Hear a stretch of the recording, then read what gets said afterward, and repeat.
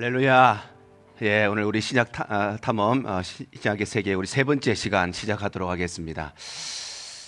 예, 우리 지난 시간에는 우리 사복음서 시작하면서 우리 사복음서 서론부터 시작해서 예수님께서 탄생하시고 또 성장하신 과정, 그리고 공생의 사역 시작하기 전까지 준비하는 과정까지 우리 함께 살펴봤습니다. 자, 오늘은 우리 사복음서의 네 번째 주제인 우리 초기 유대 사역부터 시작하겠습니다. 자, 우리 초대 유대 사역은 한마디로 말하면 예수님의 1년차 사역입니다. 예수님께서 공생의 사역을 3년 동안 하셨는데 1년차, 2년차, 3년차 이렇게 세 군데로 나눌 수 있는데 첫 번째 1년차 사역이 바로 유대 사역입니다. 그래서 아주 짧게 성경에 기록되어 있는데 좀 보시면 첫 번째는 예수님께서 이제 예루살렘으로 가셔서 예루살렘에 사역을 하시는데, 예수님께서 원래 가버나움에서 계셨다가 6월절이 되어서 가버나움에서 예루살렘으로 가셔서 그곳에서 첫 번째 사역을 하십니다. 자, 요한복음 2장 13절 우리 같이 읽겠습니다. 시작. 유대인의 6월절이 가까운지라 예수께서 예루살렘으로 올라가셨더니, 6월절이 됐습니다. 6월절이라고 하는 것은 우리 한국 사람한테 뭐 설이나 아니면 추석처럼 이스라엘 백성들의 가장 큰 명절이었기 때문에 모든 사람들이 이제 예루살렘으로 다 모이는데, 예수님께서도 6월절 명절을 맞이해서 이제 예루살렘으로 올라가셨다는 것입니다. 자, 지도를 좀 보시면 제일 위에 이제 갈릴리가 있고 가버나움이라는 도시가 있죠. 예수님께서 여기에 계셨습니다. 그런데 6월절이 되어서 예루살렘으로, 예루살렘은 이스라엘의 중심에 있는 곳이죠. 가버나움에 계시다가 이제 6월절이 되어서 예루살렘으로 가셔서 예수님의 첫 번째 공식적인 공생의 사역이 시작되는 것입니다. 자, 여기에서 첫 번째 사건은 바로 성전 청결 사건입니다. 예수님께서 공생의 사역을 시작하시면서 가장 먼저 한 사건이 뭐냐? 성전을 청결하게 하셨다는 것입니다. 자, 우리 요한복음 2장 14절에서 16절 시작. 노끈으로 채찍을 만드사 양이나 소를 다 성전에서 내쫓으시고 돈 바꾸는 사람들의 돈을 쏟으시며 상을 엎으시고 비둘기 파는 사람들에게 이르시되 이것을 여기서 가져가라. 내 아버지의 집으로 장사하는 집을 만들지 말라. 예수님께서 예루살렘 성전에 들어가셔서 양이나 소를 다 성전에서 내쫓으셨습니다. 그러면서 내 아버지의 집으로 장사하는 집을 만들지 말라. 예수님의 첫 번째 공식적인 사역입니다. 예수님께서 공생의 사역 시작하시기 전에 가나의 혼인잔치에서 물로 포도주를 만드는 그런 특별한 이적을 베푸시기도 했지만, 공생이 이전의 사건이고, 공생의 사역 공식적으로 사역을 시작하시면서 첫 번째가 교회를 깨끗하게 하시는 것, 청결하게 하시는 것, 그것이 첫 번째였습니다. 이것이 오늘날 우리에게 주어지는 의미가 얼마나 큰지 모릅니다. 하나님이 이 시대에 우리에게 첫 번째로 요구하는 게 뭘까요? 우리에게 거룩함과 청결함을 요구하시는 것입니다. 교회가 대단한 일을 하기 이전에 하나님 앞에 올바르게 서는 것이 하나님의 첫 번째 우리에게 원하시는 것입니다. 교회가 아무리 커지고 아무리 많은 사람들이 모이고 아무리 재정이 흘러넘쳐도 하나님 앞에 올바르지 않으면 결코 하나님 앞에 쓰임받을 수 없는 것이 예수님의 첫 번째 사역을 통해서 우리에게 말씀하시는 메시지입니다. 자, 그래서 이것은 두 가지 의미를 가지는데요. 첫 번째는 성전은 하나님께서 임재하시는 장소라는 것입니다. 하나님이 거룩하신 분이시기 때문에 하나님께서 임재하시기 위해서는 그곳이 거룩한 장소가 되어야 된다는 것입니다. 교회가 거룩하지 않으면 하나님이 결코 그곳에 임재하실 수가 없다는 것이고, 하나님이 이 시대에 정말 우리에게 첫 번째 요구하는 것이 바로 거룩함이라는 것입니다. 자, 두 번째는 예수님께서 완전한 제물이 되셨다는 것을 말씀하는 것입니다. 자, 예수님께서 예루살렘 성전에 들어가셔서 그 안에 있던 양이나 소를 다 내주셨습니다. 양과 소가 어떤 역할을 합니까? 제사를 지내는데 없어서는 안 되는 제물들입니다. 제사를 드리러 왔던 사람들이 양과 소를 구입해서, 그래서 나의 모든 죄를 그에게 전가시키고 그 양과 소를 잡아서 대신 제사를 드림으로써 내 죄가 사함받는 그 제물이 양과 소인데, 근데 예수님께서 양과 소를 다 내쫓으셨다는 것입니다. 그러면 성전에 제사 드리러 온 사람들이 무엇을 가지고 제사를 드릴까요? 제사를 드릴 수가 없는 것이에요. 제물이 없어요. 근데 왜 예수님께서 그렇게 하셨느냐? 예수님께서 예루살렘 성전에 들어가심으로써 예수님이 완전한 제물이시기 때문에 더 이상의 제물은 필요 없다는 것입니다. 거기에 있었던 양과 소는 다 일회적인 제물이잖아요. 한 번 쓰면 끝나는 것입니다. 그런데 예수님은 영원한 제물이고 완전한 제물로서 예수님께서 이제 성전에 들어오셨기 때문에 더 이상의 제물들, 소나 양이나 비둘기 이런 것들이 필요 없다라는 의미가 예수님께서 다 내어쫓으셨다는 것입니다. 그래서 이 사건을 통해서 하나님께서 성전에 거룩하게 임하시고 예수님이 우리의 완전한 제물, 영원한 제물이 되었다는 것을 말씀하십니다. 자, 여기에서 만남이 이루어지는데 니고데모와의 만남이 이루어집니다. 예수님께서 공생의 사역을 시작하시고 첫 번째로 만난 사람이 바로 니고데모였습니다. 자, 니고데모는 성경에 보면 유대인의 지도자였고 산헤드린 공회의 공회원이었습니다. 오늘날로 말하면 국회의원과 같은 아주 높은 지위에 있는 사람이었는데 이 니고데모가 한밤중에 예수님을 찾아오지요. 그래서 영생을 얻으려면 어떻게 합니까? 구도자의 마음을 가지고 진리에 대한 궁금증을 가지고 예수님을 찾아옵니다. 자, 이때 예수님께서 말씀하신 것이 바로 요한복음 3장 16절 말씀입니다. 우리 너무 잘 알고 있는 말씀이죠. 예수님께서 복음을 선포하시는데, 자, 시작. 하나님이 세상을 이처럼 사랑하사 독생자를 주셨으니 이는 그를 믿는 자마다 멸망하지 않고 영생을 얻게 하려 하심이라. 예, 하나님이 이 세상을 이처럼 사랑하셔서 독생자를 주신 것, 이것은 우리에게 영생을 주시기 위해서, 영원한 생명을 주시기 위해서 독생자를 주셨다. 우리가 다 암송하고 있는 이 요한복음 3장 16절의 말씀이 어느 맥락에서 나왔느냐 하면은 이 니고데모와의 대화를 통해서 그에게 복음을 증거하는 그 과정 속에서 바로 이 말씀이 예수님께서 말씀하신 것입니다. 자, 그리고 니고데모는 예수님을 변호하는 사람이 됩니다. 그래서 유대인들이 예수님을 공격하고 잡아가려고 했을 때 예수님을 변호해 주었던 사람이 바로 니고데모이고, 그리고 예수님께서 이제 십자가에서 죽으시고 난 뒤에 예수님을 장사 지낸 사람이 바로 이 니고데모였습니다. 두 사람이 같이 장사 지내는데 아리마대 요셉과 니고데모가 같이 예수님의 시신을 장사 지냅니다. 자, 우리 요한복음 19장 38절과 39절에 이렇게 되어 있습니다. 자, 시작. 아리마대 사람 요셉은 이 일 후에 빌라도에게 예수의 시체를 가져가기를 구하매 빌라도가 허락하는지라. 이에 가서 예수의 시체를 가져가니라. 일찍이 예수께 밤에 찾아왔던 니고데모도 몰약과 침향 섞은 것을 100리트라쯤 가지고 온지라. 예, 아리마대 출신의 요셉이라는 사람이 빌라도에 가서 예수님의 시신을 달라고 합니다. 그리고 가지고 가서 장사를 지내는데 이때 니고데모도 몰약과 침향 섞은 것 100리트라를 가지고 옵니다. 여기 나올 리트라라고 하는 것은 반근입니다. 반근. 우리 한 근, 두 근, 세 근 이렇게 무게 재죠. 거기서 반근입니다. 100리트라라고 하는 것은 50근의 무게. 키로로 따지면 한 30kg 조금 넘는 그런 분량이 됩니다. 그런데 여기에 100리트라고 하는 것은 의미가 있습니다. 왜냐하면은 이 몰약이라고 하는 것은 이 값이 비싸기 때문에 많이 쓸 수가 없어요. 34kg. 여러분 물 34kg 한번 들어보세요. 얼마나 무겁습니까? 근데 몰약이라고 하는 기름의 무게가 34kg였다는 것은 부피로 치면 엄청나게 많은 부피인데 이 부피를 누구한테 쓰느냐 하면 임금의 제사를 지낼 때 100리트라를 씁니다. 그리고 귀족들이 죽으면 조금 더 적은 양을 쓰고 일반적인 사람이 죽으면 아주 작은 양을 씁니다. 그런데 이 니고데모가 예수님을 장사 지낼 때 100리트라, 임금을 장례할 때 쓰는 그 분량을 가지고 왔다는 것은 예수님께서 이 땅에 왕으로 오셔서 이 세상을 통치하시는 분이시라는 것을 말씀하시는 것입니다. 자, 그리고 세례 요한의 사역이 성경에 이제 마지막으로 기록되어 있는데, 자, 세례 요한의 마지막 메시지가 기록되어 있습니다. 세례 요한이 예수님이 오시기 전에 예수님이 오시는 그 길들을 예비한 후에 모든 사역을 마치고 이제 마지막 메시지가 기록되는데 요한복음 33장 30절. 자, 시작. 그는 흥하여야 하겠고 나는 쇠하여야 하리라. 세례 요한의 마지막 고백이 그는 흥하여야 하겠고 예수님께서는 흥하여야 하고 나는 쇠하여야 하리라. 이것이 그의 마지막 고백이었고 마지막 메시지였습니다. 여러분, 우리도 언젠가는 우리 인생의 마지막이 찾아올 것인데 그때 내가 마지막으로 무슨 말을 할까? 여러분 생각해 놓으신 것이 있습니까? 자식들한테, 식구들한테 내가 죽는 그 마지막 순간에 무슨 말 남길까? 여러분, 그가 흥하여야 했고 나는 쇠하여야 하리라. 이것이 우리의 고백이 되시기를 바랍니다.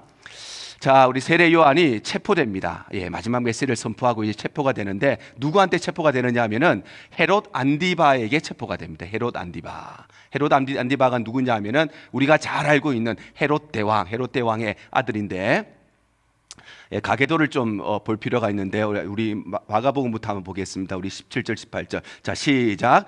전에 헤롯이 자기가 동생 빌립의 아내 헤로디아에게 장가든 고로 이 여자를 위하여 사람을 보내어 요한을 잡아 옥에 가두었으니 이는 요한이 헤롯에게 말하되 동생의 아내를 취한 것이 옳지 않다 하였습니다. 자, 여기 헤롯이 나옵니다. 헤롯이라고 하는 것은 사람 이름이 아니고 유대를 통치하는 왕을 헤롯이라고 부릅니다.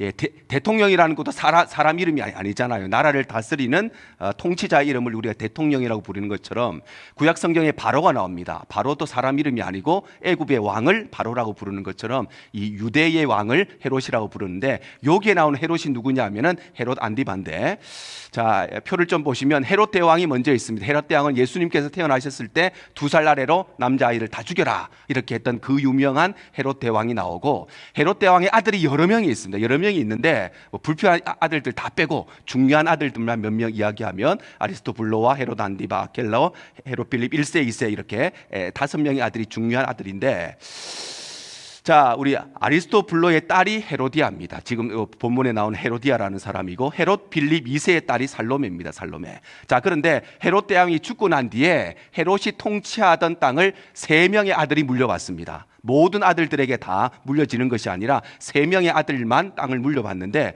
그것이 헤롯 안디바, 아켈라오, 그리고 헤롯 빌립 1세, 요 3명의 아들만 땅을 물려받습니다. 근데 여기에서 말하는 헤롯이 바로 헤롯 안디바입니다. 헤롯 안디바.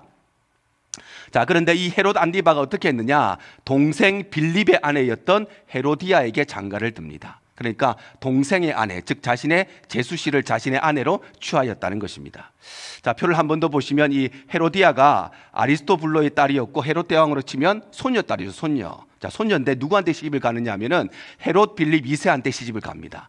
삼촌한테 시집을 간 겁니다. 지금은 이런 일이 없지만 이때는 왕족들끼리 결혼을 했기 때문에 조카였던 헤로디아가 삼촌이었던 헤롯 빌립 2세에게 시집을 갑니다. 자, 그런가 하면 살로메라고 하는 사람은 헤롯 빌립 1세에게, 여기도 삼촌이 돼요. 삼촌에게 시집을 갑니다. 자, 이런 집인데, 그런데 이 헤롯 안디바가 헤로디아를 사랑해서 그래서 요 결혼을 파기시킵니다.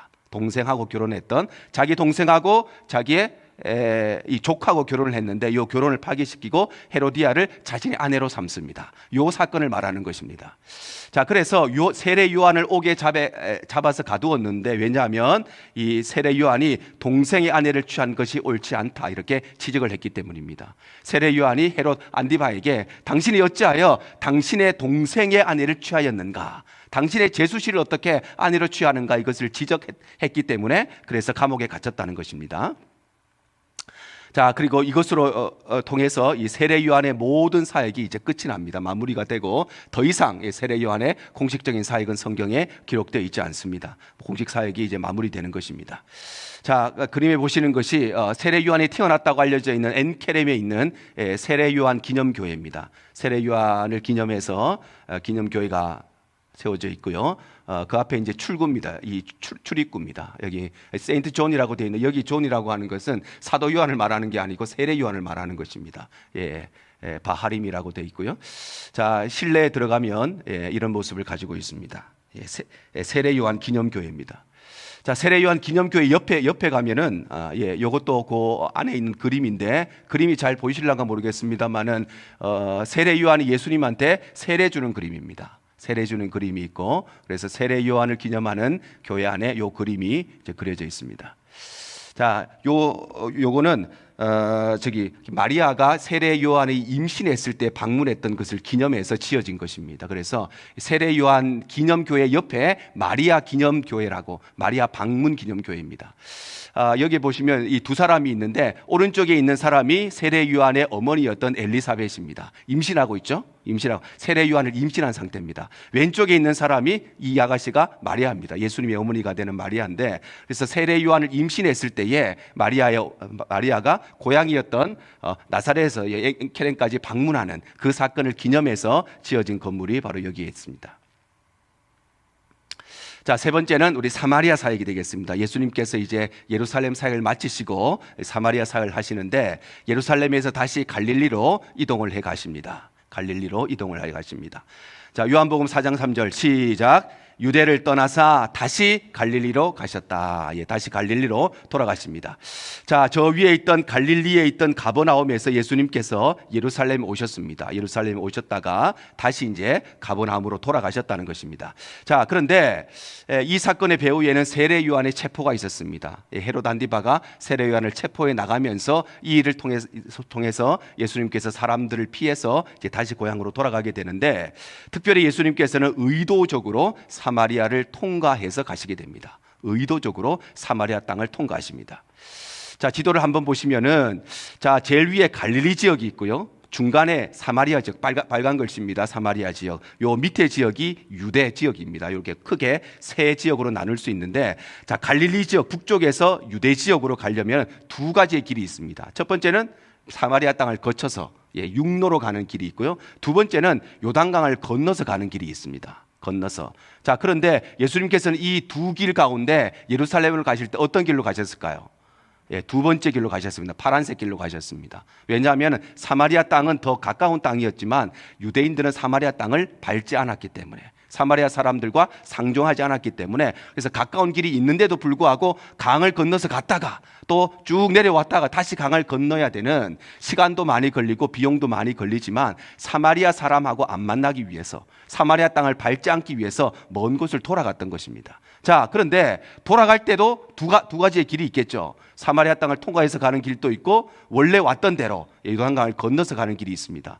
예수님께서 요단강을 건너서 이렇게 왔기 때문에 갈 때도 당연히 요 길로 가야 정상인데, 그런데 이 길로 가지 않고 예수님께서는 사마리아를 일부러 통과해서 가셨다는 것입니다. 요 길로 가지 않고 이 길을 선택하셨다는 것입니다. 자, 그 이유가 뭐냐? 수가성에 있었던 여인을 만나시기 위해서, 이 여인에게 구원을 주시기 위해서 예수님께서는 유대인들이 가지 않는 사마리아 땅을 통과해서 가셨다는 것입니다. 자, 여기 지도를 보시면 이렇게 이제 사마리아 땅을 가시는데 수가가 어디 있냐면은 수가가 여기에 있습니다. 수가 땅이 여기에 있습니다. 그래서 사마리아 땅을 통과해서 가시면서 수가에 가셔서 이 여인을 만나시고 이 길을 통해서 가버나움으로 가셨다는 것입니다. 자, 수가성 여인과의 만남에서는 이 편견의 극복이 있었습니다. 편견. 예수님께서 이 여인을 만날 수가 없는데 세 가지의 편견을 극복해야 됐습니다. 첫 번째는 인종의 차별이었습니다. 예수님께서는 유대인이었고 이 여인은 이방인, 사마리아 여인이었습니다. 그래서 서로 만나지 않는데 이 편견을 극복하시고, 두 번째는 성별. 유대인 남자였던 예수님께서 이방인 여자였던 이 여인을 만나기 위해서, 관습이라고 하는 것은 예수님께서는 말씀을 가르치는 랍비였는데 랍비들은 길에서 여자들을 만나서 이야기할 수가 없었습니다. 그것이 그 당시의 관습이었는데 이 모든 관습과 편견을 뛰어넘어서 예수님께서 이 여인을 만나셨다는 것입니다. 자, 그런데 여기에 이 만남의 핵심은 예배의 장소가 아니라 예배의 본질을 예수님께서 강조하신다는 것입니다. 사마리아 여인이 예수님께서 이런 질문을 하죠. 사람들이 그리심산에서 예배를 드린 게 맞느냐, 아니면 예루살렘 가서 예배 드린 게 맞느냐, 어느 것이 맞느냐, 이렇게 이야기하는데 당신은 어떻게 생각합니까?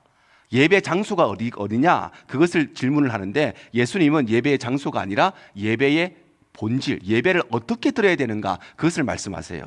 자, 그래서 요한복음 4장 23절 24절 시작. 아버지께서는 자기에게 이렇게 예배하는 자들을 찾으시느니라. 하나님은 영이시니 예배하는 자가 영과 진리로 예배할지니라. 이 여인은 어디에서 예배드리는가, 그게 중요하다고 생각했는데 예수님은 어떻게 예배드리는가, 이렇게 예배드려야 된다. 어떻게요? 영과 진리로 예배드리는 것이 예배의 본질이라고 말씀하시는 것입니다. 자, 그러니 우리에게 중요한 것은 어디에서 예배를 드리느냐, 그게 중요한 것이 아니고 예배자로 나온 우리의 심령이 영과 진리로 예배를 드리느냐, 그것이 예배의 핵심이고 본질인 것입니다. 자, 그래서 이 여인이 이제 변화되게 됩니다. 예수님을 만난 이후 변화되게 되는데, 처음에 예수님을 만났을 때는 예수님을 누구라고 생각했는지 하면은 그냥 한 명의 유대인 남자라고 생각했습니다. 수많은 유대인 남자들 중에 한 명, 그렇게 생각했습니다. 그런데 예수님과 계속 대화를 나누는 중에 이 여인은 예수님이 선지자구나, 이렇게 변화가 됩니다. 관점이 변화가 됩니다. 그런데 그 이후에 계속해서 예수님을 만나고 대화를 하다가 그가 바로 그리스도라는 사실을 알게 되는 것입니다. 우리의 신앙도 이렇게 됩니다. 예수 믿기 전에는 그냥 예수님을 그냥 옛날에 있었던 성인 중에 한 명이라고 생각할 수 있습니다. 그리고 선지자라고 생각할 수 있고, 예수를 믿을 때에 그 예수가 그리스도, 나의 구주라는 사실을 알게 되고, 이것이 우리 믿음의 성장과 진보인데, 이 사마리아 여인의 과정이 바로 유대인 남자라고 생각하다가 선지자로서, 그리고 그리스도로 깨닫게 되는 것입니다. 자, 그리고 예수님께서 이 여인뿐만 아니라 사마리아 사람들에게도 복음을 증거하십니다. 사마리아 사람들에게 복음을 증거하시는데, 자, 요한복음 4장 40절 41절. 자, 시작. 사마리아인들이 예수께 와서 자기들과 함께 유하시기를 청하니 거기서 이틀을 유하심에 예수의 말씀으로 말미암아 믿는 자가 더욱 많아졌다 말씀하죠. 사마리아 사람들이 예수님께 우리에게도 말씀을 가르쳐 주시고 우리들과 함께 유하시면서 우리에게 복음을 들려달라고 그들이 요청합니다. 그래서 예수님께서 이틀을 그곳에서 더 유하시면서 사마리아 사람들에게 복음을 증언하신 것입니다. 자, 여기 보시는 것이 이 당시에 사마리아 사람들이 예배를 드렸던 그리심산 위에 있었던 예배터입니다. 이곳에 그리심산 위에 건물이 있어서 그곳에서 사마리아 사람들이 이곳에서 예배를 드렸습니다. 예, 요거는 이제 옆에서 본 거, 요거는 이제 위에서 찍은 사진이고, 이거는 밑에서 찍은 사진입니다. 그 당시에 사마리아 사람들이 예루살렘에 가서 예배를 드릴 수가 없었기 때문에 그리심산에서 이렇게 건물을 지어서 예배를 드렸습니다. 예, 출입구가 여기에 있습니다. 우리 그 문패를 보면 마운트 그리심 이렇게 되어 있죠. 그리심산 위에 저 건물이 있었는데 아마 문화재 보호 때문에 아마 이렇게 다 크로즈 해놓은 것 같아요. 이제 들어갈 수가 없는 상황입니다. 그 옆에 보시면 이런 건물이 있는데 이것이 바로 야곱의 우물 기념교회입니다. 예수님께서 사마리아 여인을 만나셨던 그 우물 옆에 무슨 우물이 있었냐면은 야곱의 우물이 있었습니다. 그래서 야곱의 우물 가까이 있는 우물에서 만나셨는데 야곱의 우물이 있는 그곳에 저렇게 건물을 지어서 야곱의 우물 기념교회라고 지금 명칭이 되어 있습니다.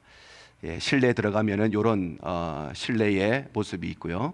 그리고 이 교회 안에 이렇게 우물이 있습니다. 이것이 야곱의 우물입니다. 야곱이 물려받았던 우물인데 아마 예수님께서 사마리아 여인을 만나셨던 우물도 이 우물과 같은 모습이었지 않을까 우리가 그렇게 생각할 수가 있겠습니다. 자, 여기까지가 예수님의 1년차 사역입니다. 공생의 1년, 2년, 3년 중에 첫 번째의 사역이 이렇게 마무리가 됩니다.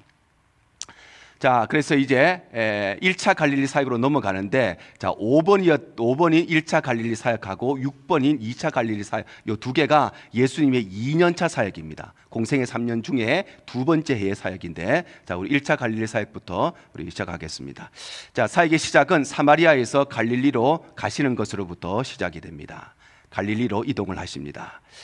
자, 예수님께서 예루살렘에 6월절에 예루살렘에 오셨다가 이제 수가성에 가서 그곳에서 사마리아 여인을 만나시고 그리고 그곳 사람들에게 이틀을 유하시면서 말씀을 전하시고 다시 가버나움으로 가십니다. 그리고 그 가시면서부터 이제 2년차 사역이 시작이 됩니다. 자, 그곳에서 첫 번째 하신 것이 왕의 신하의 아들을 고십니다. 왕의 신하의 아들을 고칩니다. 여기서 왕이라고 하는 것은 아까 나왔던 헤롯 안디바입니다. 헤롯 안디바의 신하였던 사람이 있는데 이 사람의 아들이 아팠던 것이죠. 근데 이 사건이 어디에서 일어났냐면은 가나에서 있습니다. 가나. 자, 지도를 보시면 여기가 예수님이 원래 있었던 가버나움이고 가나가 여기 있습니다. 그래서 예수님께서 전도를 하시기 위해서 가나에 가셨는데 그런데 이 왕의 신하는 가버나움에 살고 있었습니다. 가버나움에 살고 있었는데 예수님께서 가나에 가셨다는 소식을 듣고 가나까지 쫓아와서 우리 아들을 고쳐달라고 그렇게 간청했다는 것입니다. 예수님께서 원래 집이 가버나움에 있기 때문에 가나에 가셨지만 얼마 되지 않아서 돌아오실 거겠죠. 집으로 돌아오실 건데 근데 얼마나 급했던지 그 시간을 기다릴 수가 없었기 때문에 이 신하가 직접 가나까지 가서 예수님을 만나서 예수님께 아들을 고쳐달라고 그렇게 이야기한 것입니다. 자, 그리고 나사렛 회당에서 예수님께서 배척을 받으십니다. 나사렛 회당에서 배척을 받으십니다. 자, 누가복음 4장 16절 24절인데 시작. 예수께서 그 자라신 곳 나사렛에 이르사 안식일에 늘 하시던 대로 회당에 들어가사 성경을 읽으려고 서심해 선지자가 고향에서는 환영을 받는 자가 없느니라. 자, 예수님께서 자라나신 곳 성장하신 나사렛에 가십니다. 나사렛이 어디냐 하면은 요 가나 밑에 있습니다. 가나 바로 밑에 나사렛이 여기 있는데 나사렛에서 여기 가셨다는 것입니다. 여기에 가셔서 이제 회당에 들어가셔서 말씀을 전하셨는데 그곳에 있던 사람들이 예수님을 배척했다는 것입니다. 그래서 예수님께서 선지자가 고향에서는 환영을 받는 자가 없다 이렇게 말씀을 하신 것입니다. 자, 지금 보시는 것이 나사렛에 남아있는 회당터입니다. 회당터. 그래서 아마 예수님께서 저곳에서 말씀을 가르치지 않았을까 이렇게 추측할 수가 있습니다. 실내에 들어가면 우리 강대상 쪽의 모습이 이렇게 안에도 다 그냥 벽돌로 이렇게 쌓여져 있습니다. 강대상 쪽의 모습이고 이건 입구 쪽의 모습입니다. 입구 들어오는 쪽의 모습이고요.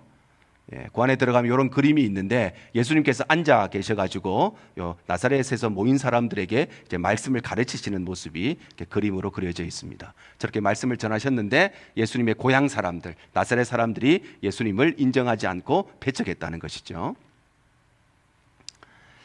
자, 그리고 가버나움으로 다시 돌아가셔서 사역의 본부를 설치하시고 본격적으로 이제 가버나움을 사역의 베이스 캠프로 삼으시고 이제 사역을 시작하십니다. 자, 그래서 지도를 보시면 예수님께서 가버나움에 계시다가 가나에 가셔서 왕의 신하의 아들을 고치시고 나사렛에 가셔서 말씀을 전하셨는데 배척을 당하시고 다시 가버나움으로 돌아오셔서 이제 본격적으로 이곳을 중심으로 해서 복음 사역을 시작하시는 것입니다. 자, 가버나움에서 어떤 사역을 하셨는가? 자, 첫 번째는 제자들을 부르십니다. 제자들. 자, 예수님께서 무엇인가를 하시기 전에는 반드시 사람을 부르십니다. 왜 사람 부르실까요? 예수님이 하면 제일 편해요. 혼자서 하면 제일 편해요. 근데 왜 사람을 부르실까요?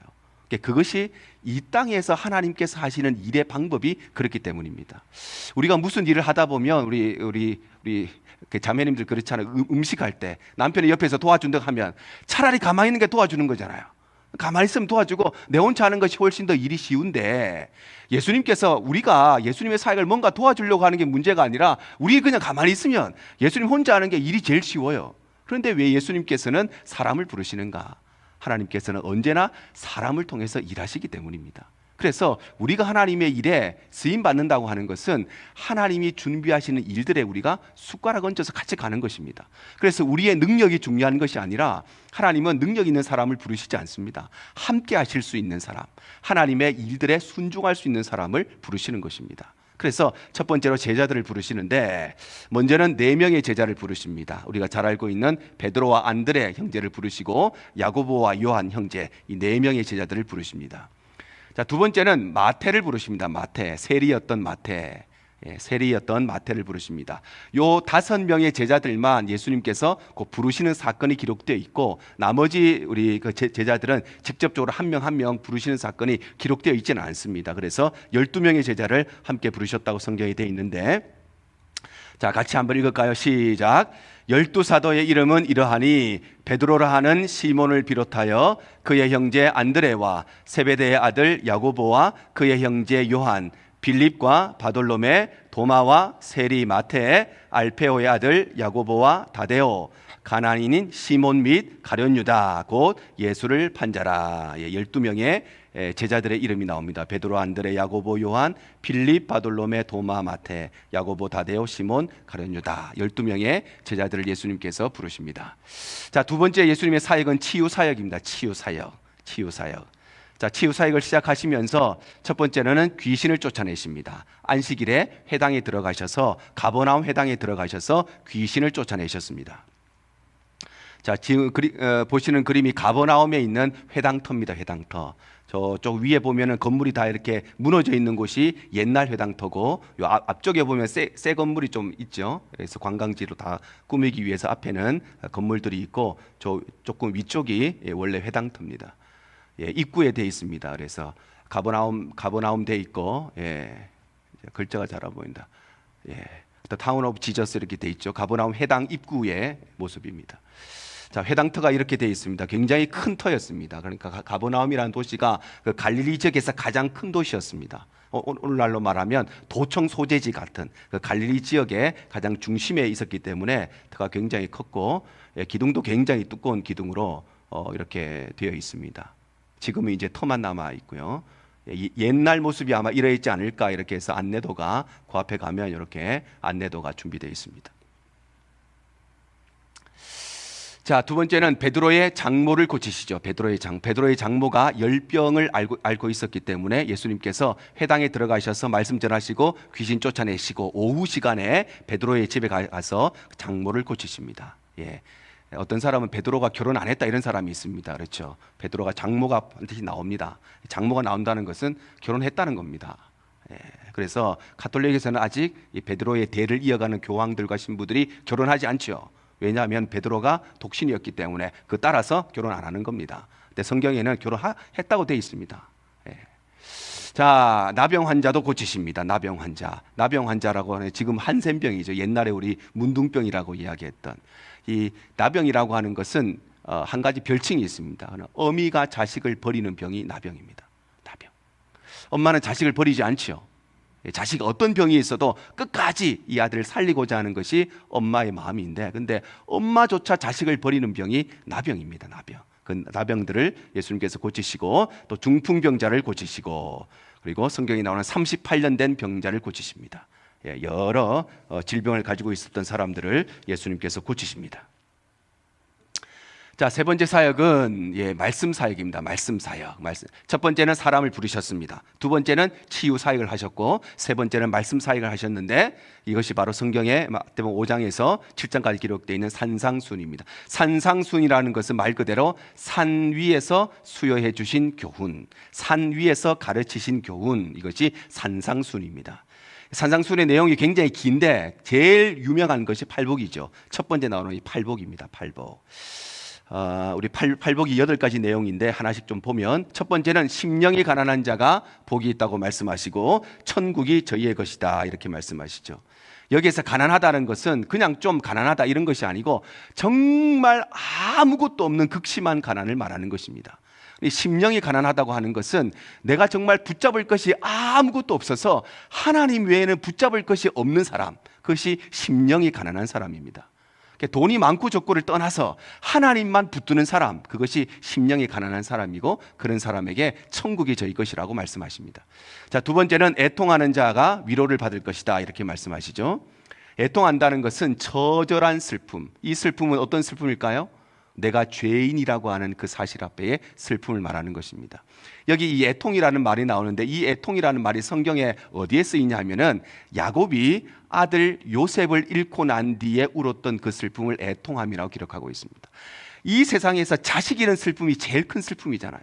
사람이 경험할 수 있는 슬픔 중에서 자식을 잃는 슬픔이 가장 큰 슬픔입니다. 그래서 야곱이 사랑하는 아들 요셉을 잃어버리고 난 뒤에 성경이 그의 슬픔을 애통이라고 기록하고 있는데 그 애통함, 그 슬픔, 이 땅의 것으로 설명할 수 없는 내가 죄인이란 사실 앞에 그런 슬픔이 우리 가운데 있을 때에 우리가 참된 위로를 받게 된다는 것입니다. 자, 세 번째는 온유한 자가 땅을 기업으로 받을 것이다 이렇게 말씀하시죠. 온유하다는 것은 성격이 온순하다 이런 말이 아니라 아주 절제되어 있는 힘을 말하는 것입니다. 그래서 칼집 속에 있는 칼로 비유를 하는 것입니다. 칼집에는 아주 예쁜 그림이 그려져 있어서 아주 온유하게 보이는데 그 칼집 속에는 세상의 모든 것을 잘라버릴 수 있는 아주 날카로운 칼이 들어가 있는 것처럼 온유하다는 것은 그냥 우유부단해서 이러면 이것도 좋고 저러면 저것도 좋고 우리는 그런 사람 보고 온유한 사람이라 그러잖아요. 사람 참 온유하다. 모든 걸 다 이해해주고 모든 걸 다 해줄 수 있는 이것도 좋고 저것도 좋은 사람, 그것을 말하는 것이 아니라 겉으로 보기에는 그렇게 보이지만 그 속에는 아주 날카로움이 숨겨져 있는 것이 바로 온유함의 의미입니다. 우리가 겉으로는 온유하지만 우리의 내면적으로는 분명한 믿음과 신앙이 있을 때 그것이 온유이고 땅을 기업으로 받을 것이라고 말씀하십니다. 자, 네 번째는 의에 줄이고 목마른 자는 배부를 것이다 말씀하시죠. 의라고 하는 것은 예수 그리스도를 말하는 것이죠. 예수님에 대해서 목말라 하는 사람, 그 은혜에 줄인 사람, 배부를 것이다. 그 충만한 은혜를 받게 될 것이라고 말씀하십니다. 자, 긍휼히 여기는 자는 긍휼히 여김을 받을 것이다 이렇게 말씀하십니다. 자, 긍휼히 여긴다는 것은 누군가를 불쌍한 사람을 보고 불쌍하다는 마음을 가질 뿐만 아니라 그 마음을 쫓아서 실제적으로 그 사람을 도와주는 것이 긍휼입니다. 내 마음으로 저 사람 참 불쌍하구나 이런 마음을 가지는 것은 반쪽짜리 긍휼입니다. 내 마음을 가질 뿐만 아니라 실제적으로 그 사람에게 도움이 가야 긍휼입니다. 그래서 이 긍휼이 어디에서 나오냐 하면은 선한 사마리아인에게서 나옵니다. 제사장이 지나갔습니다. 다른 사람들이 레위인이 지나가는데 이 사람들이 강도 만난 사람을 보고 무슨 생각을 했을까요?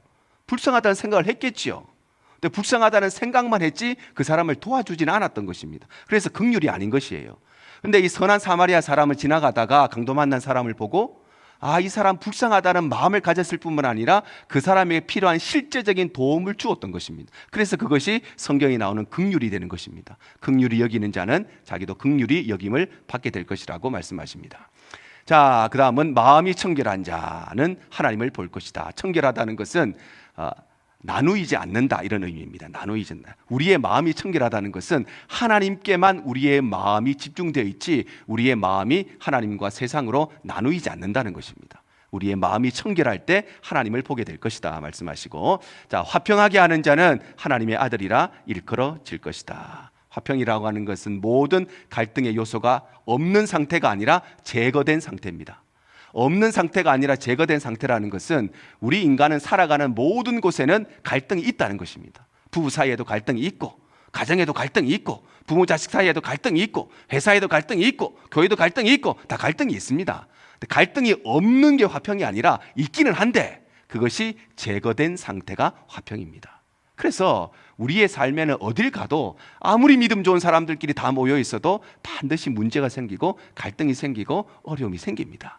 중요한 것은 우리가 그것을 제거할 수 있는 화평의 은혜가 있느냐, 그것이 관건인 것입니다. 자, 마지막 8번째는 의를 위하여 박해받는 자는 천국이 그들의 것이다, 이렇게 말씀하십니다. 박해를 받는다고 해서 무조건 의를 위하여 받는 것은 아닙니다. 때로는 우리가 지혜롭지 못해서 받게 되는 박해들이 있습니다. 내가 예수 믿는데 식구들은 예수를 안 믿어요. 그래서 내가 신앙생활을 하다가 그런데 박해를 받는다. 그는 복음을 위해서 받는 것이죠. 근데 내가 부족하기 때문에 굳이 안 해도 되는 것들 때문에 이 가족들과의 갈등이 생기는 것은 의를 위하여 박해받는 것이 아니고 우리의 지혜가 부족하기 때문에 그런 것입니다. 천국이 그들의 것이라고 말씀하십니다. 자, 지금 보시는 교회가 팔복교회입니다. 팔복교회. 예수님께서 팔복을 말씀하셨던 그 언덕에 세워진 교회가 팔복교회입니다. 교회고 내부에 가시면 이렇게 되어 있습니다. 사진에는 우리 창문이 5개가 있죠. 5개. 원래 팔각형으로 되어 있습니다. 그래서 5개만 찍혀 있고 사진에 안 찍힌 창문이 3개가 더 있습니다. 그래서 8개의 이 팔복의 말씀이 하나씩 각각 이렇게 새겨져 있습니다. 팔복교회입니다. 예, 실내에 들어가시면 이렇게 되어 있습니다. 팔복교회. 자, 두 번째는 이제 소금과 빛에 대해서 말씀하십니다. 우리를 향해서 소금이요 빛이라고 말씀하시죠. 소금은 3가지 역할을 합니다. 첫 번째는 썩지 않는 역할을 하고, 두 번째는 맛을 내는 역할을 하고, 세 번째는 살균하는 역할을 합니다. 우리가 소금이라고 하는 것은 세상에서 이 3가지 역할을 해야 된다는 것입니다. 빛이라고 말씀하시죠. 빛도 3가지 역할을 합니다. 첫 번째는 어두운 것을 밝히는 역할을 하고요.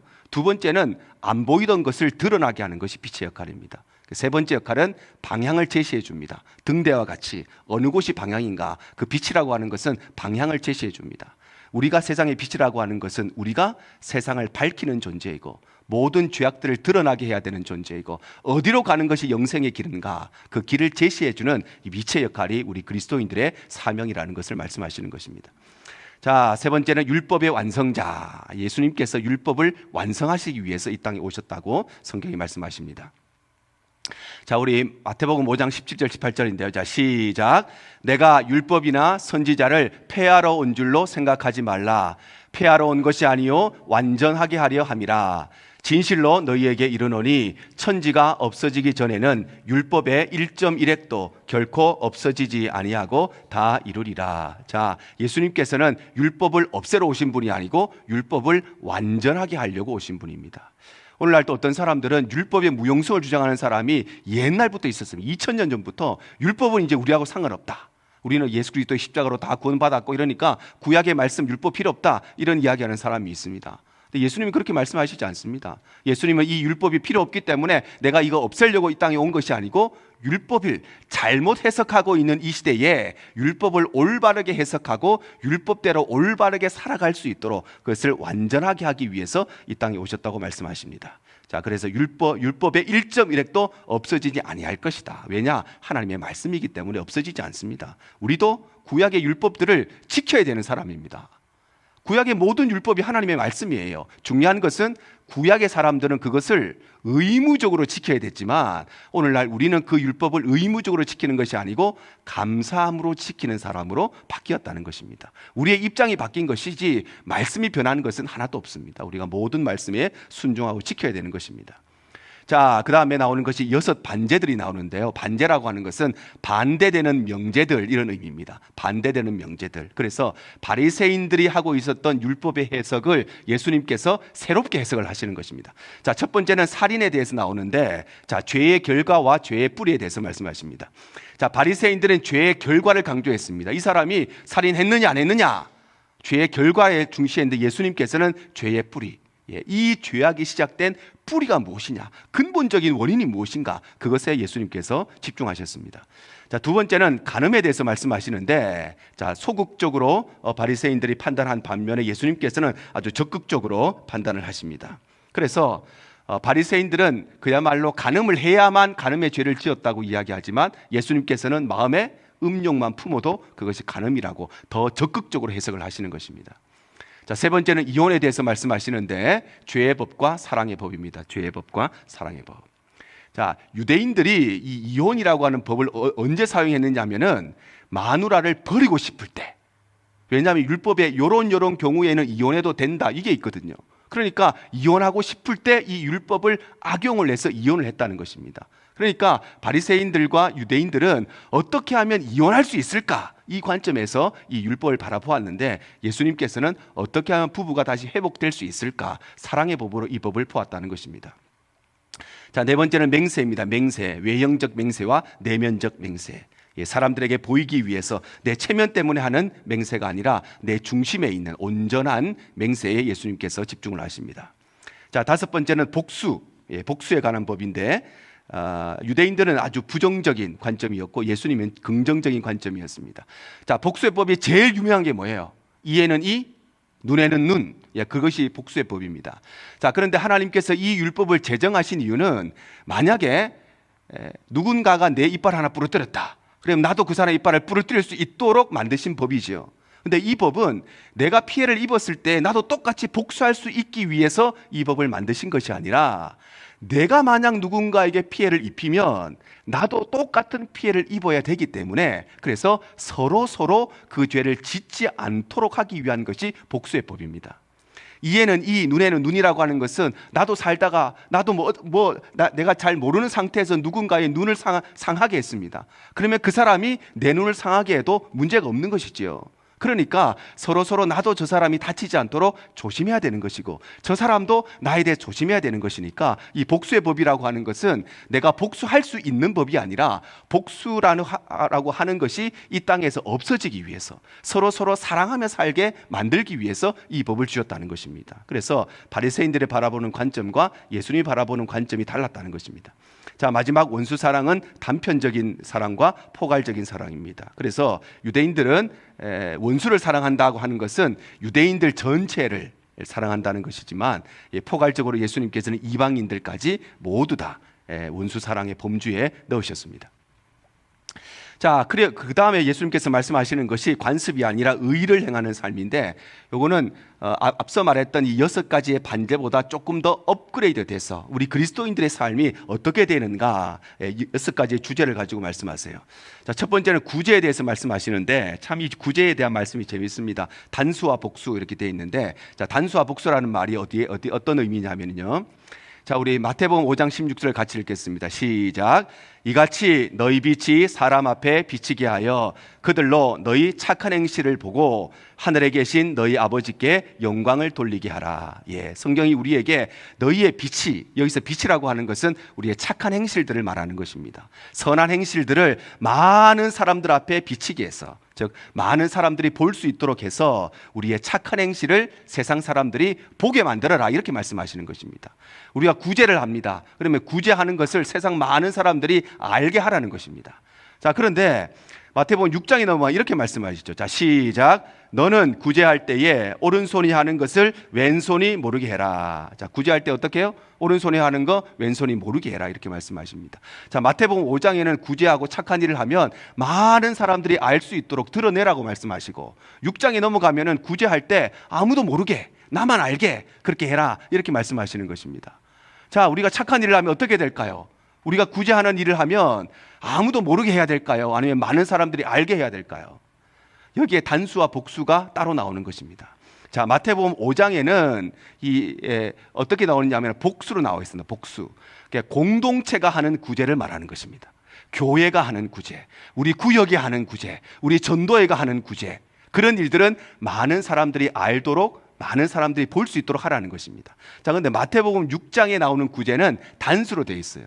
내가 개인적으로 하는 구제를 말하는 것입니다. 개인적으로 어떤 선교사님을 돕고, 개인적으로 어려운 교회를 돕고, 개인적으로 누군가를 돕는 것, 그것이 마태복음 6장에 나오는 구제입니다. 그러니까 내가 개인적으로 하는 구제는 남들이 모르게, 오른손에 하는 것을 왼손이 모르게 해야 되는데, 공동체가 하는 것, 교회가 하는 것은 많은 사람들에게 알게 하여서 아버지께 영광을 돌리게 해야 되는 것입니다. 여러분 중에 개인적으로 누군가를 도와주는 거 있죠. 뭐 선교사님을 도와준다든지 어려운 교회 도와준다든지. 여러분 개인적으로 하는 것이 아니고 교회를 통해서, 공동체를 통해서 하는 것이 지혜로운 것입니다. 왜냐하면 내가 개인적으로 하다 보면 굉장히 교만해질 수밖에 없습니다. 내가 이런 교회 돕고, 내가 선교사 돕고, 내가 저 사람 10년을 도왔고, 다 나의 공로가 되고요, 나에게 다 그것이 면류관이 됩니다. 그래서 성경은 개인적으로 하는 것을 모르게 해라, 이 말씀은 모르게 개인적으로 하라 이런 말도 있지만, 이 모든 일들을 공동체를 통해서, 교회를 통해서 하라고 말씀하시는 것입니다. 그래서 여러분에게도 혹시라도 누군가를 도울 때, 선교지를 도울 때 개인적으로 하는 것보다 교회를 통해서 하는 것이 올바른 신앙생활인 것입니다. 자, 두 번째는 기도죠. 기도에 대해서 말씀하시면서, 기도는 외식적인 기도가 아니고 하나님과의 인격적인 교제가 참된 기도라고 예수님께서 말씀하십니다. 자, 그리고 금식에 대해서도 말씀하시는데, 금식에 바리새인들이 제일 중요한 것은 몇 번 나는 금식했다, 횟수가 제일 중요하다고 생각했지만, 예수님께서는 이 금식을 통해서 우리의 신앙이 얼마나 성장했는가, 그것이 금식의 가장 중요한 핵심이라고 말씀하십니다. 자, 네 번째는 재물입니다. 재물은 우리 마음이 있는 곳에 우리의 보물이 있고, 보물이 있는 곳에 우리의 마음이 있다고 말씀하시죠. 그래서 우리가 하나님 앞에 재물을 드리고 헌금을 드리는 것은 우리의 마음을 드리는 것입니다. 돈을 드리는 것이 아닙니다. 마음을 드리는 것입니다. 제가 연세 드신 권사님들 만날 때마다 제가 무슨 이야기 들을까요? 다 자식 자랑이에요. 다 자식 자랑. 권사님 이 옷 참 이쁘시네요. 우리 아들이 사줬다는 거예요. 권사님 반지 예쁘시네. 우리 딸이 사줬다는 거예요. 전부 자식 자랑이에요. 그게 돈의 가치가 문제가 아니고, 부모 입장에서 자식이 사준 그것이 가장 귀하기 때문에 그런 것이죠. 하나님이 돈 필요해서 우리의 헌금하라고 말씀하시지 않습니다. 하나님이 우리의 헌금을 받으시고, 이거 우리 아들이 바친 거야, 이거 우리 딸이 바친 거야, 그거 기뻐하시기 때문에, 그래서 우리에게 헌금을 말씀하시는 것입니다. 여러분, 헌금은 우리의 마음의 고백입니다. 절대 우리의 액수에, 우리의 헌금의 핵심이 있는 것이 아니라, 정말 하나님을 사랑하는 마음이 우리의 심령인가, 마음이 있는 곳에 반드시 보물이 있기 때문입니다. 다섯 번째는 염려입니다. 염려는 필요한 것과 원하는 것입니다. 우리가 염려하는 이유가 뭘까요? 꼭 필요한 것이 없어서 염려할까요? 아니면 내가 원하는 것이 없어서 염려할까요? 우리의 삶은 내가 원하는 것이 없기 때문에, 우리에게 필요한 것은 이미 다 우리에게 있습니다. 다 우리에게 있습니다. 하늘 아버지가 다 아시고 우리에게 주십니다. 그런데 더 많이 가지고 싶은데, 내가 원하는 게 있는데 이거 안 되니까, 그래서 우리에게 염려가 있다는 것입니다. 자, 여섯 번째는 비판에 관한 것입니다. 비판은 옳은 말과 사랑의 말을 잘 구분해야 됩니다. 여러분, 하나님이 사용하시는 말은요, 옳은 말이 아니라 사랑의 말입니다. 여러분 꼭 기억하셔야 됩니다. 여러분, 내 말이 옳다고 해서 하나님이 그 말을 사용하신다? 그렇지 않아요. 내 말이 옳아야 될 뿐만 아니라 그 말이 사랑의 말이 되어야 되는 것입니다. 갈등이 생깁니다. 분명히 내가 맞아요. 분명히 이 사람 틀렸어요. 근데 내가 맞는 말을 하는데, 언제 하나님이 내 말을 사용하시느냐? 내가 맞는 말을 하고 옳은 말을 한다고 내 말을 사용하시는 것이 아니라, 이 잘못된 생각을 하고 있는 이 사람이 하나님 앞에 정말 회복되기를 간절히 원하는 마음, 이 사람을 사랑하는 마음으로 옳은 말을 해야, 그래야 하나님이 그 말을 사용하세요. 그런데 우리는 옳은 말을 할 때마다 그 사람을 사랑하는 마음이 아니라 그 사람을 정죄하는 마음으로 해요. 나는 맞고 넌 틀렸어, 이런 정죄하는 마음으로 말하기 때문에 내 말이 다 맞는데도 쓰임을 받지 못하는 것입니다. 여러분, 하나님은 옳은 말을 사용하시지 않아요. 꼭 기억하셔야 됩니다. 아무리 옳은 말을 하여도 그것이 사랑이 없으면, 여러분, 아내의 말을 남편이 왜 안 들을까요? 아내의 말이 틀린 말이 없어요. 근데 그 말에 사랑이 없어서 그래요. 사랑이 없어서. 말의 표현에, 말의 중심에는 사랑이 있는데 말의 표현에 사랑이 없어서 그래요. 자식들이 부모 이야기를 안 듣는 이유도 마찬가지입니다. 부모 말 중에 틀린 말이 어디 있습니까? 그런데 자식에게 하는 그 말이 정말 사랑이 느껴지지 않기 때문에 그런 것입니다. 그래서 우리의 중심의 사랑뿐만 아니라 말의 표현이 사랑의 언어가 되어야, 그래야 그것이 서로에게 영향이 있는 말이 되는 것입니다. 자, 여섯 번째는 기도와 간구에 대해서 말씀하십니다. 기도와 간구에 대해서. 자, 그래서 우리 마태복음 7장 7절 8절에 보면 구하라, 찾으라, 문을 두드리라. 그리하면 열릴 것이고 받을 것이고 찾아낼 것이고 열릴 것이다. 이렇게 예수님께서 말씀하십니다. 자, 일곱 번째는 황금률에 대해서 말씀하시는데, 자, 황금률이라고 하는 것은 마태복음 7장 12절 말씀입니다. 자, 시작. 그러므로 무엇이든지 남에게 대접을 받고자 하는 대로 너희도 남을 대접하라. 이것이 율법이요 선지자니라. 예, 남에게 대접을 받고자 하는 대로 너희도 남을 대접하는 것, 역지사지의 마음을 갖는 것이 이 모든 율법을 한마디로 정리할 수 있는 황금률이라고 하는 것입니다. 그러니 우리는 누군가를 용서해 주는 사람이 아니라 우리는 누군가에게 용서받아야 되는 사람인 것입니다. 우리가 용서에 대한 말씀 들으면 나를 힘들게 했던 사람, 그 사람 용서해 줘야지 이런 생각하죠. 근데 그것이 아니고 내가 누군가의 용서를 받아야 될 것인가, 이 관점을 가지는 것이 우리 그리스도인의 관점이라는 것입니다. 자, 여덟 번째는 좁은 문에 대해서 말씀하시죠. 우리의 신앙생활, 그리스도인의 삶은 넓고 편한 길을 가는 것이 아니라 좁은 문을 가는 것이 우리 성도들의 삶이라고 말씀하십니다. 마지막 아홉 번째는 반석 위에 지은 집. 예. 우리의 신앙과 믿음이 반석 위에 굳건하게 서 있어야 태풍이 몰아올 때도 우리의 신앙이 무너지지 않는다고 말씀하십니다. 자, 우리 마지막으로 우리 2차 갈릴리 사역 살펴보겠습니다. 2차 갈릴리 사역.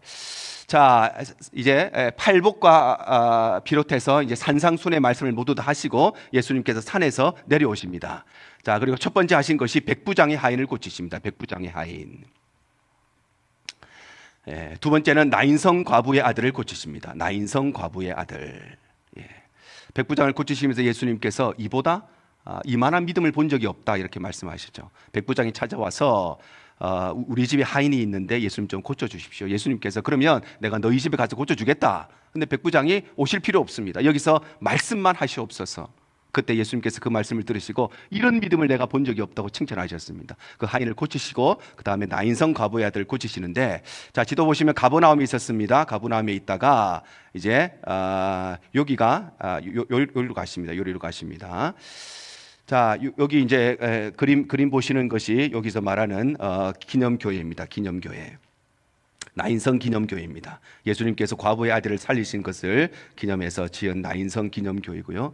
그 안에 들어가면 이런 그림이 있습니다. 그림. 중간에 옷 벗고 있는 아이가 나인성 과부의 아들이고, 그 옆에 무릎 꿇고 있는 엄마가 있고, 왼쪽에 예수님께서 이제 장례 치르러 가는 이 아이를 살리시는 그 사진이 그것을 기념해서 나인성 기념교회 안에 그림이 있습니다. 자, 세례 요한이 예수님께 질문을 합니다. 세례 요한이 이제 감옥에 갇혀 있는 상태에서 사람을 보내어서 질문을 하시는데, 자, 오실 그이가 당신이 오니까 우리가 다른 일을 기다리올까, 이 질문을 합니다. 예수님께서 그에 대한 대답으로 가난한 자에게 복음이 전파되라 하라. 예수님께서 그리스도이심을 말씀하시는 것입니다. 자, 특권을 가지는 자에게 임할 이렇게 되어 있는데, 예수님께서 특별히 두로와 시돈이라고 하는 이방 도시들에 대해서 경고의 말씀을 하십니다. 경고의 말씀, 그들에게 어떤 화가 임할 것인가 경고의 말씀을 하시고, 자, 시몬의 집에서 향유를 부은 여인의 사건이 나옵니다. 향유 부은 사건. 자, 이 여인이 향유를 부었는데요, 향유를 부었다는 것은 내가 가지고 있는 소중한 것을 예수님께 드렸다 이런 의미도 있지만, 이 향유는 어떤 의미를 가지고 있느냐 하면은 유대 사회에서 딸이 태어나면 그 딸에게 향유를 모을 수 있는 병을 준비합니다. 그리고 이 아이가 우리 한국식으로 말하면 적금 통장인 적금 통장. 그 적금 통장을 마련해서 이 아이가 자라나는 시집 갈 때까지 그 안에 향유를 모으는 것이에요. 모아가지고 이것을 결혼 자금으로 쓰는 것입니다. 결혼 자금. 근데 이 여인이 향유를 다 끼워서 다 예수님께 드렸죠. 그 말은 내가 이걸 가지고 시집을 가야 되는데, 이 당시에 유대 사회에서 아버지 없는 딸은 살아갈 수가 없고, 남편 없는 아내도 살아갈 수가 없고, 그리고 아들 없는 어머니는 살아갈 수가 없습니다. 그래서 과부가 제일 가난한 사람인 것은 남편이 없기 때문에 그래요. 남편이 없이는 살아갈 수가 없는 사회가 유대 사회인데, 이 여인이 향유를 예수님께 다 부었다는 것은 이 여인의 모든 결혼 자금을 다 부었다는 것입니다. 그 말은 나는 결혼 안 해도 좋다, 결혼을 포기했다는 것이고, 그 말은 자신의 인생 전체를 다 바쳤다는 것입니다. 그래, 향유를 드렸다는 것은 내가 적금 통장 끼어서 헌금했다 이 정도의 이야기가 아니고, 이 여인의 인생 전체를 예수님께 다 바쳤다, 그런 의미를 가지고 있는 것입니다. 자, 두 번째는 갈릴리 전도 여행을 두 번째로 떠나시는데요. 자, 먼저는 바리새인들에 대해서 경고의 말씀을 날리십니다. 바리새인들에게 경고의 말씀을 날리십니다. 왜냐하면 바리새인이 예수님께서 바알세불이라 이렇게 지적했기 때문입니다. 예수님이 귀신을 쫓아내는 것은 바알의 힘을 의지해서 귀신을 쫓아내는 거다 이렇게 이야기했기 때문입니다. 그래서 예수님께서 내가 만약에 바알의 힘을 힘입어서 귀신을 쫓아내는 일이면 귀신의 왕의 힘을 힘입어서 귀신을 쫓아낸다는 게 말이 되는 일이냐 그렇게 경고를 하시는 것입니다. 자, 두 번째는 그리스도의 영적 가족에 대해서 말씀하십니다. 영적 가족. 자, 누가복음 8장 21절에 보면 예수께서 대답하여 이르시되 내 어머니와 내 동생들은 곧 하나님의 말씀을 듣고 행하고 행하는 이 사람들이라 이렇게 말씀하십니다. 예수님의 어머니와 동생들이 찾아왔을 때 예수님께서 진짜 우리의 영적인 가족은 누구냐? 하나님의 말씀을 듣고 행하는 사람들이 영적 가족이라고 말씀하시는 것입니다. 자, 예수님의 비유들이 여러 가지 비유들이 나옵니다. 예수님의 비유들이 나오는데 자, 첫 번째는 씨 뿌리는 비유가 나오죠. 씨 뿌리는 비유. 4개의 밭이 나오고 우리의 심령이 옥토와 같이 되어야 된다고 말씀하시는 그 씨 뿌리는 비유입니다. 두 번째는 가라지의 비유입니다. 가라지의 비유. 가라지는 곡식과 똑같은 모양을 가지고 있지만 농부가 뽑지 말고 추수 때까지 두라고 말씀하십니다. 때가 되면 드러나기 때문입니다. 여러분, 우리가 팬데믹 지나면서 그렇잖아요. 팬데믹이라고 하는 이 시간을 지나면서 우리의 믿음이 드러나게 됐습니다. 그전에는 우리의 믿음을 잘 몰랐어요. 우리 진짜 믿음 좋은 줄 알았어요. 그런데 팬데믹 지나면서 우리의 믿음이 어느 선에 있는가 그것을 너무 분명하게 알게 됐습니다. 우리가 교회 오지 않고 혼자 집에서 예배 드리면서 진짜 내 신앙이 어떤가가 나타나게 됐습니다. 교회 와서 기도하지 못하고 혼자 기도해야 되는데 그 모습을 통해서 내 진짜 신앙이 그때 드러나게 됐습니다. 그게 가라지의 비유하고 똑같은 것입니다. 자, 세 번째는 겨자씨 비유가 나오죠. 겨자씨 비유가 나오고 네 번째는 누룩 비유가 나옵니다. 세 번째는 겨자씨 비유, 네 번째는 누룩 비유. 이 두 가지는 하나님의 말씀과 복음은 아주 작은 것부터 시작되지만 때가 되면 풍성한 열매를 맺고 영향력 가지게 된다는 것입니다. 자, 다섯 번째는 감추인 보화의 비유와 여섯 번째는 진주의 비유가 나옵니다. 이 두 가지의 비유는 자신이 가지고 있는 모든 재산을 다 팔아서 그리고 이 보화를 사고 진주를 사는 것으로, 그래서 예수 그리스도라는 보화를 얻기 위해서는, 그 진주를 얻기 위해서는 우리가 한 달이 걸치고 예수 믿는 것이 아니라 우리의 모든 것을 통해서 우리 예수 그리스도에 집중해야 되는 것입니다. 자, 일곱 번째는 그물 비유를 말씀하시고요. 자, 여덟 번째는 등불의 비유가 나옵니다. 등불의 비유. 그리고 아홉 번째는 자라나는 씨의 비유. 작년 초에 우리가 팔복에 대한 말씀도 함께 나누었고 우리 비유에 대한 말씀도 원래 나누었는데 기억나실란가 모르겠습니다. 이런 여러 가지 비유들이 나오고, 자, 열 번째는 예수님께서 비유의 목적에 대해서 말씀하십니다. 왜 비유를 통해서 말씀하시느냐, 비유의 목적을 말씀하시는데, 자, 우리 같이 한번 읽겠습니다. 시작. 제자들이 예수께 나와 이르되 어찌하여 그들에게 비유로 말씀하시나이까? 대답하여 이르시되 천국의 비밀을 아는 것이 너희에게는 허락되었으나 그들에게는 아니 되었나니. 자, 예수님께서 그냥 단도직입적으로 돌직구로 말씀하시면 되는데 왜 비유로 말씀하시느냐? 천국의 비밀을 아는 것이 모든 사람에게 다 허락된 것이 아니고 너희에게만 허락되었기 때문에, 그래서 감추어져 있는 비밀이기 때문에 그래서 비유로 말씀하셨다는 것입니다. 자, 네 번째는 바다를 잔잔케 하시는 사건이 일어나지요. 그래서 예수님은 온 천하 만물과 대자연을 통치하시는 분이시라는 것을 말씀하십니다. 자, 다섯 번째는 예수님의 치유사역이 나옵니다. 치유사역. 치유사역은 첫 번째는 거라사 지방에 있었던 귀신 들린 자를 고치십니다. 거라사 지방에 있는 귀신 들린 자를 고치십니다. 자, 거라사라는 지역이 어디 있냐 하면 지역의 지도 보면은 가버나움이 여기에 있고요. 거라사라고 하는 곳이 여기 갈릴리 호수 여기 동남쪽에 있습니다. 이쪽에 있습니다. 여기에 가셔서 귀신 들린 사람을 고치셨습니다. 자, 지금 보시는 것이 거라사에 남아 있는 무덤입니다. 무덤. 그 귀신 들린 사람이 무덤 사이에 살았잖아요. 우리 한국식으로 봉분이 있는 사이에 그렇게 산 것이 아니고 그 당시에 무덤은 이렇게 되어 있습니다. 그래서 여기에서 살았던 것으로 우리가 알 수 있습니다. 여기에 언덕이 이제 갈릴리 바다로 빠지는 언덕입니다. 빠지는 언덕. 그리고 요 주변에 무덤이 많이 있습니다. 그래서 아마도 이 귀신 들린 사람이 이곳에 살다가 이 귀신 들린 사람에게 있던 귀신이 돼지떼에게 가죠. 그리고 그 돼지떼가 바다에 들어가서 몰살을 하는데 바다에 몰살할 수 있는 길이 있는 곳이 요 언덕밖에 없습니다. 그래서 아마 요 언덕에서 돼지 2,000마리가 빠져 죽었을 것으로 그렇게 추정을 하는 것입니다. 자, 두 번째는 야이로의 딸을 고치십니다. 야이로의 딸, 회당장이었던 야이로의 딸, 12살짜리 딸이었는데 죽게 된 것을 예수님께서 고치시는데, 자, 그래서 다시 가버나움에 가셔서 야이로의 딸을 고치십니다. 자, 세 번째는 혈루증 야이로의 딸을 고치러 가는 길에 이 여인이 예수님의 옷깃을 만지고 이 여인은 먼저 회복의 은혜를 얻지요. 그리고 이 두 가지에 매우 중요한 것은 야이로의 딸이 12살이었고 이 여인도 12년 동안 혈류병을 앓았다는 것입니다. 야, 그러니까 어느 날 12년 전 어느 날 야이로에게는 딸이 태어났고 12년 전 어느 날 그날 이 여인에게는 병이 발생했습니다. 어떤 사람에게 그날은 가장 기쁜 날이고 어떤 사람에게 그날이 가장 슬픈 날이었습니다. 근데 12년이 지난 어느 날에는 이 두 사람 모두에게 예수를 만나는 그 순간에, 예수를 대하는 그 순간에 과거의 삶이 기뻤던, 과거의 삶이 슬펐던, 어떤 인생을 살아왔던 간에 예수를 만난 그 순간에 모든 일들의 회복이 주어진다는 것을 말씀하시는 것입니다. 자, 네 번째는 두 명의 맹인과 귀신 들려 말 못하는 사람을 예수님께서 고치심으로 해서 치유 사역을 모두 다 이제 마무리하십니다. 자, 그리고 나사렛에서, 고향이었던 나사렛에서 두 번째로 배척을 당하십니다. 우리 마태복음 13장 54절 57절, 자, 같이 시작. 고향으로 돌아가서 그들의 회당에서 가르치시니 예수를 배척한지라.